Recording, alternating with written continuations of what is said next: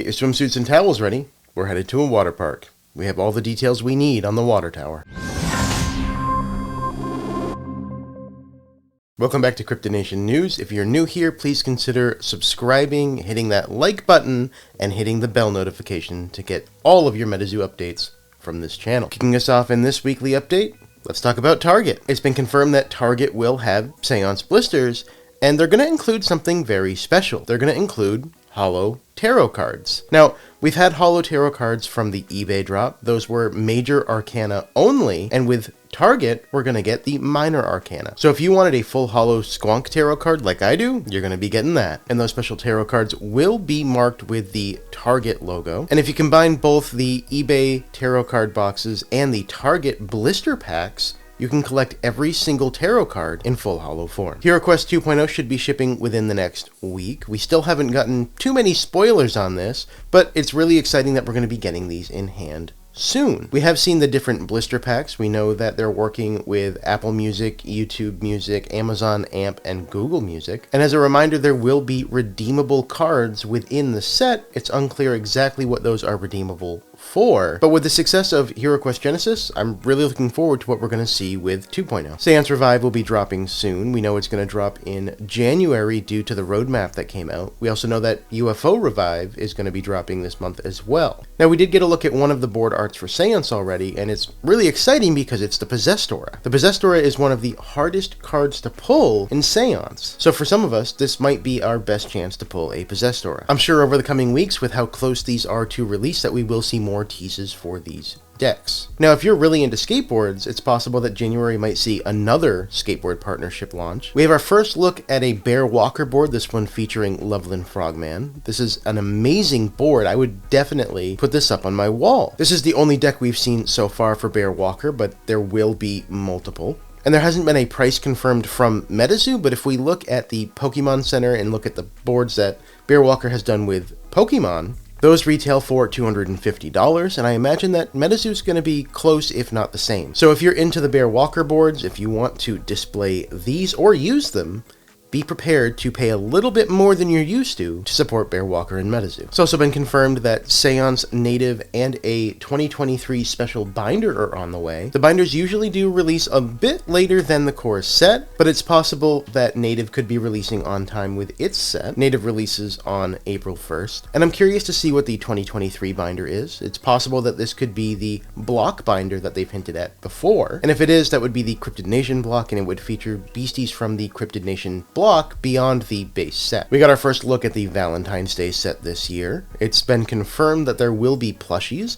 and we have this Valentine's plushie card here. Now, this is a promo card, so it's unclear if there's going to be a set of cards released with Valentine's Day. I would imagine there is, but that is currently unconfirmed. And this Valentine's plushie is a 1 neutral, 1 light artifact with 65 life points, and it has a power called Friendly Hug, which allows you to choose a caster, and if you both decide to hug, you both recover 100 LP. The card is interesting on its own as it allows both casters to recover LP, but when you think of this in an Embedding the Soul spellbook, it's somewhat powerful here because you can get it on the field, we could both be recovering some life points, and then you play Embedding the Soul and it's now hitting for 65. So not only does it have some healing powers, but there's also some versatility in there for dealing damage. As we get closer to Native, obviously we're going to be seeing a lot more content related to Native. It was confirmed that there will be spoiler packs, and those will go out to influencers for MetaZoo. Beyond that, it's unclear if they're going to be bringing them to conventions or towers. I would imagine that they are, to get these spoilers out there and in the wild. The Loveland Tower in Mason, Ohio is exactly 1 month before the Native release, which is about the timeline that they would normally do spoilers at Collecticons or whatever convention that they've gone to in the past. So it's definitely possible that if you're attending the Water Tower, you might get some Native spoilers. It's also been confirmed that MetaZoo has represented 33 different indigenous North American tribes in Native. So we're going to be seeing beasties, artifacts, etc. from 33 different tribes in this set. And we got to look at 2 new cards in the last week. The first one is Winter Solstice. Winter Solstice is a 3-cost frost spell. You can have 1 per spellbook, and you can contract it at any time. If you do, all aura generated this turn is considered to be frost, and you send this page to the afterlife. Or, all non-frost pages are inflicted with Frozen 1, and lose and cannot gain first strike until the end of your next turn. Frost spellbooks tend to play a little slower, so anything to help delay your opponent is only going to help a frost spellbook. The second was for a River Terra, and there's a beastie in the background there. And our good friend Termentic has figured out that this is Odiozo. You can catch his video on Odiozo right up there, but save it for after this video. I'm definitely excited to see more native cards, and there's new spellbooks that I'm thinking about building as we see these as well. Spellbooks that I wouldn't have considered before. We got our first look at the booster box art for native, this one featuring the Piasa bird, and it was confirmed that there's going to be 4 different box arts for native. I imagine that Piasa Bird will be on all 4 box arts. He is the mascot for native. Afton did jump into chat and talk about the art here. The art done here represents art done by the Taino tribe with clay pigments. In chat, it was also confirmed that there is going to be 12.5 thousand of each of the box arts printed, which is a grand total of a print run of 50,000.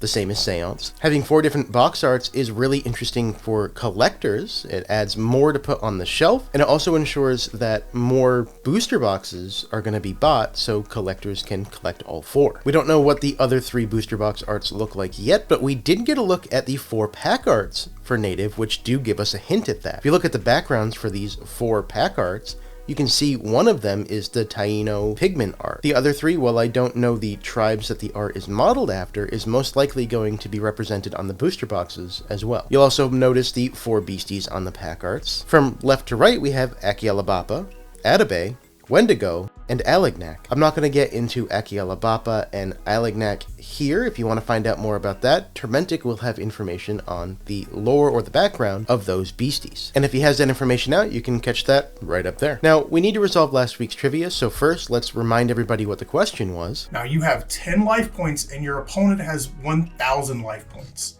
Your opponent also has 4 Quetzalcoatlus in play, no pages in hand, and all their aura and beasties are fatigued. Now you have Cryptid Nation Walking Sam in the arena, and you just bookmarked Black Helicopter for your turn, and you have Lightning in a Bottle in your chapter as well. You have 2 Prism Aura, 2 Cosmic Aura, 2 Dark Aura, and 1 Spirit Aura available.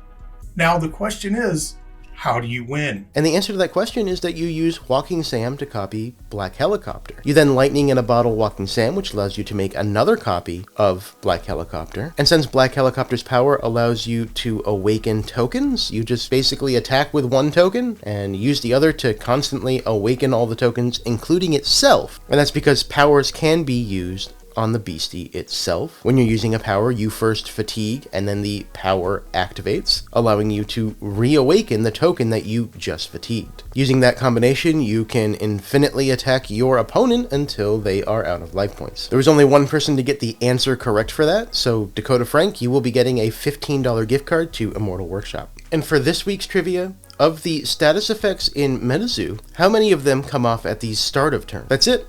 A nice and simple one this week.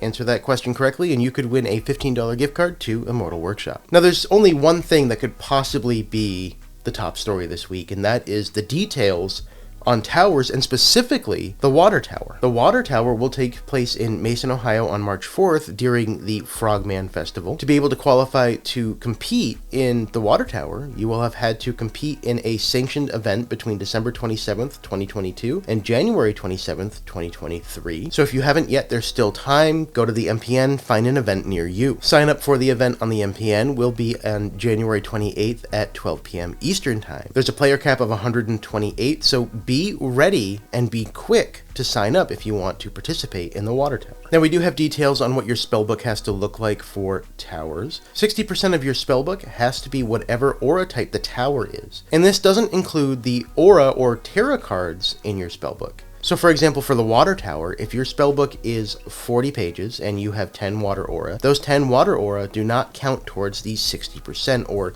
24 cards of the 40. Now, 40 is just the minimum spellbook size. Some people have more. Usually, I'm in the 43 to 45 range. So I did put together this chart to help people understand how many cards that they need to have of the Tower Aura type to be able to compete in the tower. So again, an example from this chart, if you have 43 pages in your spellbook, including your aura and tarot cards, you'll need to have 26 pages of beasties, spells, or artifacts that are water pages to be able to compete in the water tower. Now, the prize pool for each tower includes $50,000 in cash prizes, as well as another $55,000 in product prizing. That's not including the merchandise that casters will get for competing. That's $55,000 in MetaZoo products. So the tower caster, or first place, will get $20,000 in cash, $30,000 in MetaZoo products, and travel expenses covered. They'll also get an exclusive trophy, hat, jersey, promo, and playmat, on top of possibly other merchandise.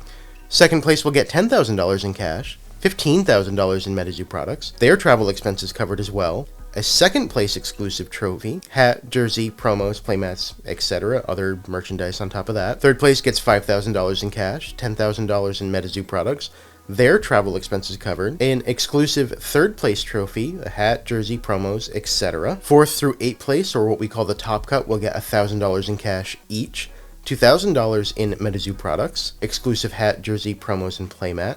And this merchandising also goes to the second place, third place, and tower caster. 9th through 32nd place, or the top 32, will each get $500 in cash, $500 in MetaZoo products, and a top 32 exclusive hat, jersey, promo, and playmat. The top 32 merchandise also goes to the tower caster, second place, third place, and top cut casters. Now, what is a tower caster? Obviously, the tower caster is the person that wins the tower tournament. But what special perks do they get for winning? They'll obviously have cash, prizing, and merchandise. Tower casters are also guaranteed top cut access at Casters Cup.